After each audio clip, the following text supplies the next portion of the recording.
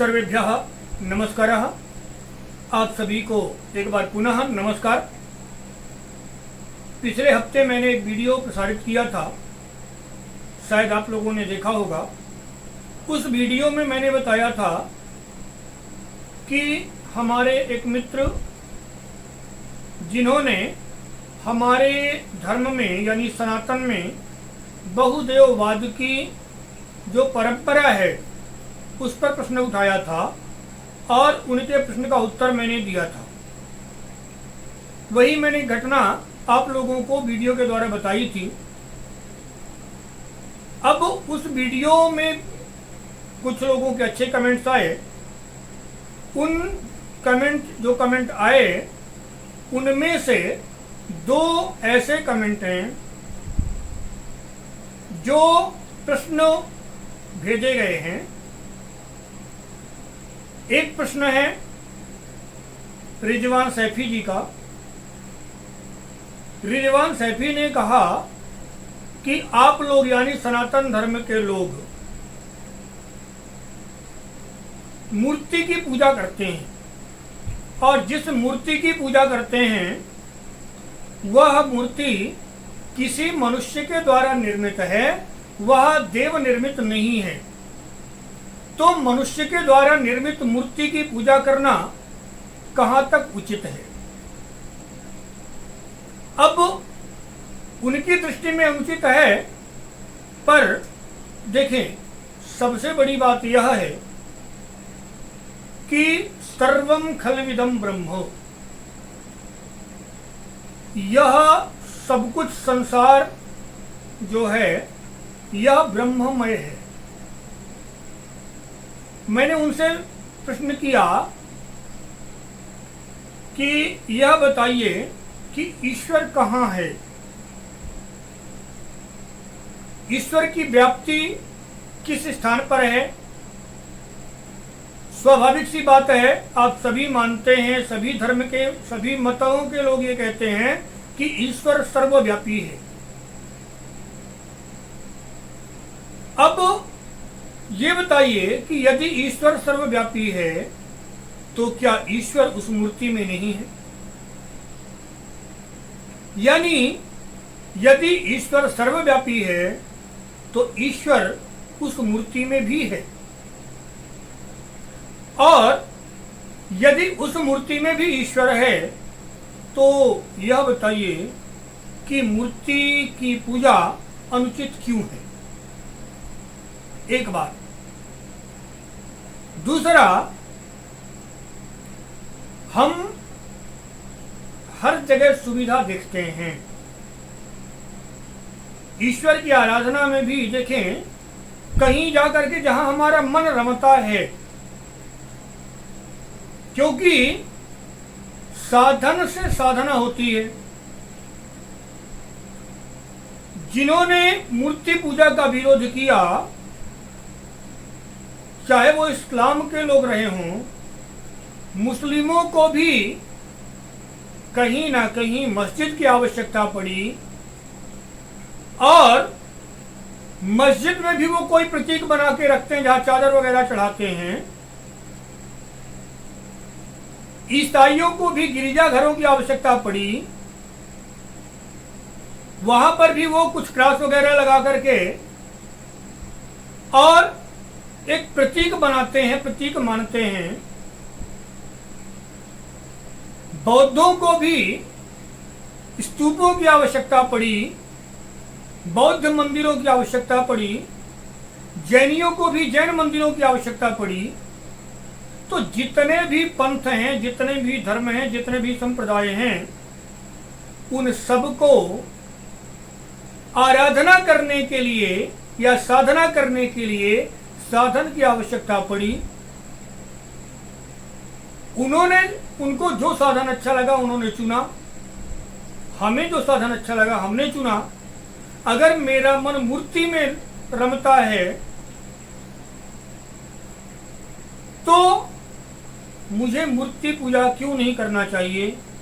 यदि आपका मन उस चादर चढ़ाए जाने वाले पिंड पर लगता है जहां पर हम चादर चढ़ाते हैं, तो आप उसकी इबादत करिए, उसकी आराधना करते हैं करिए। हमने आपके आराधना पर प्रश्न नहीं उठाया, फिर हमारी आराधना पर प्रश्न क्यों? मूर्ति पूजा कहीं से भी गलत नहीं है। हाँ, ये हो सकता है कि मूर्ति पूजा जो हम करते हैं एक दायरा सीमित कर देते हैं ईश्वर का बस, पर ईश्वर का दायरा तो वो भी सीमित कर रहे हैं जो मस्जिदों में नमाज करते हैं या जो गिरजा घरों में जाकर के, चर्च में जाकर के और अपनी प्रार्थना करते हैं।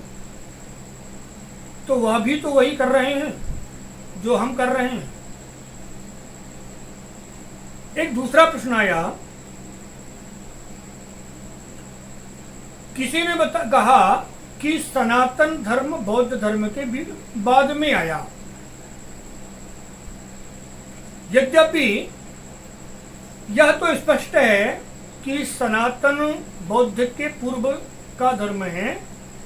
बौद्ध तो अभी का है। बौद्ध को महात्मा बुद्ध को पैदा हुए मुश्किल से 3000 वर्ष के आसपास हुए। 3000 वर्ष से अधिक महात्मा बुद्ध के जन्म का नहीं है। तो महात्मा बुद्ध यानी बौद्ध अभी का है और सनातन प्राचीन है। इस मेरे उत्तर में उन्होंने प्रति प्रश्न किया, यदि ऐसा है तो आपके यानी सनातन के प्राचीन मंदिरों में महात्मा बुद्ध की मूर्तियां क्यों? बड़ा अच्छा प्रश्न है। देखिए, एक बात स्पष्ट है कि जैन धर्म और बौद्ध धर्म ये दोनों धर्म राजाश्रित रहे, क्योंकि महात्मा बुद्ध राजकुमार थे, शुद्धोधन के पुत्र थे, और महावीर स्वामी भी राजा थे, राजकुमार थे। अब जैनों में उतना अधिक दिखावा नहीं था जितना बौद्धों में था, मैं स्पष्ट कहता हूं। और दिखावे को लोग नमस्कार करते हैं, इसलिए भारत के राजाओं ने भी माने बौद्धों को अपनाया और बौद्ध धर्म के प्रचार के लिए अशोक सम्राट जैसे कई राजाओं ने अपनी सारी संपत्ति लुटा दी। उन्होंने ही जो भारत के प्राचीन मंदिर थे वहां पर उन मंदिरों को खंडित नहीं किया, उन मूर्तियों को खंडित नहीं किया, पर ले जाकर के महात्मा बुद्ध की मूर्ति वहां पर जाकर के बैठा दिया, ताकि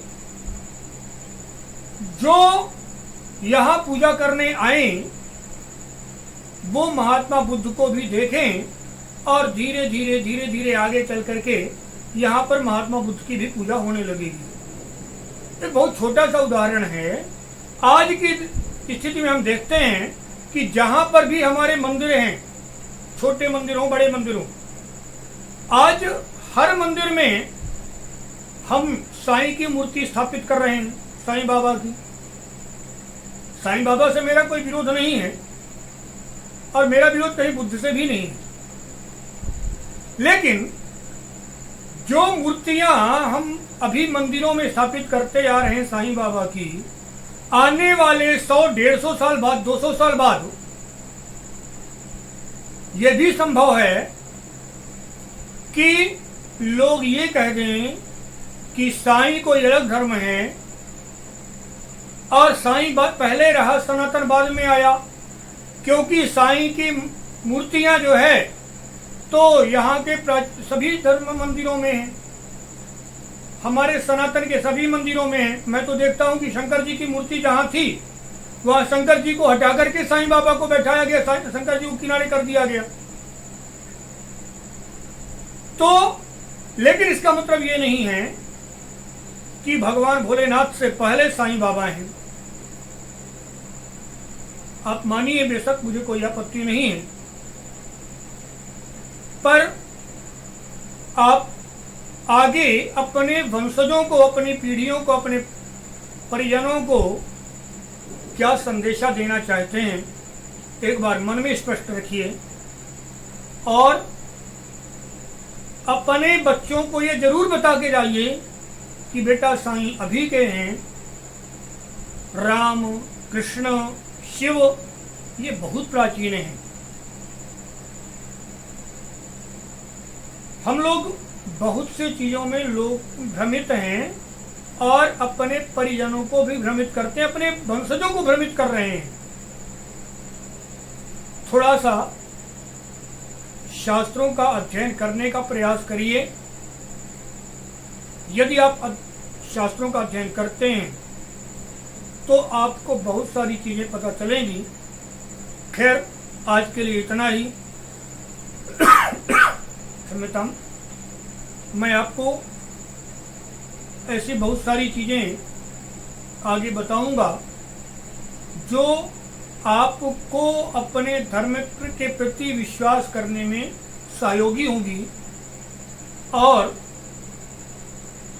आप गर्व कर सकेंगे कि मैं हिंदू हूँ, मैं सनातनी हूँ। आप गर्व कर सकेंगे कि मैं भारतीय हूँ। आज तक हमने जितना इतिहास पढ़ा है, हमें ऐसा कोई पाठ नहीं बताया गया, ऐसा कोई विषय नहीं बताया गया जिस पर कि हम गर्व कर सकें। आगे मैं आपको इसी चैनल में अपने उन महापुरुषों के बारे में बताऊंगा जो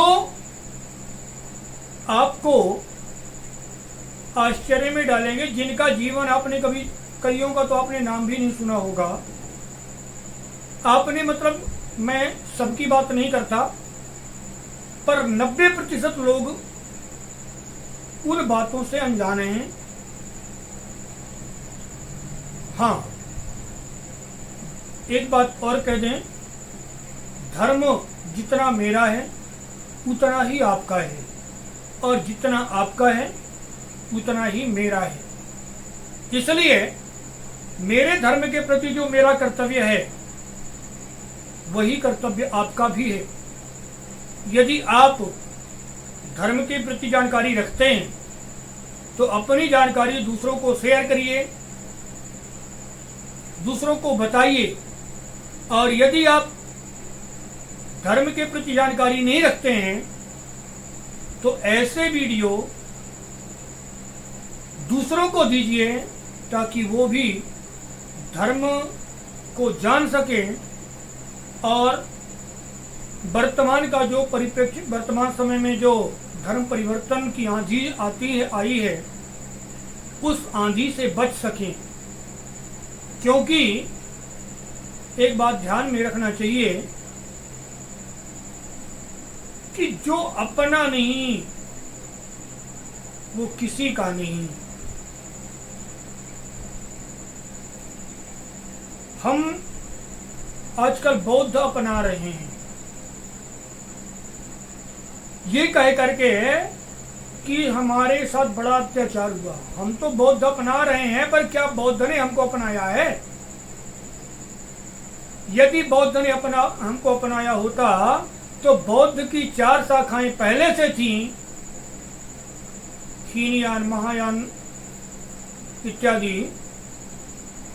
तो 4 शाखाएं पहले से होने के बाद अभी कुछ समय पहले, यानी भीमराव अंबेडकर के बौद्ध अपनाने के बाद एक बौद्धों में नई शाखा बनी जिसको नवयान कहा जाता है। जितने कन्वर्ट होकर के बौद्ध में जा रहे हैं वह सब नवयान कहलाते हैं।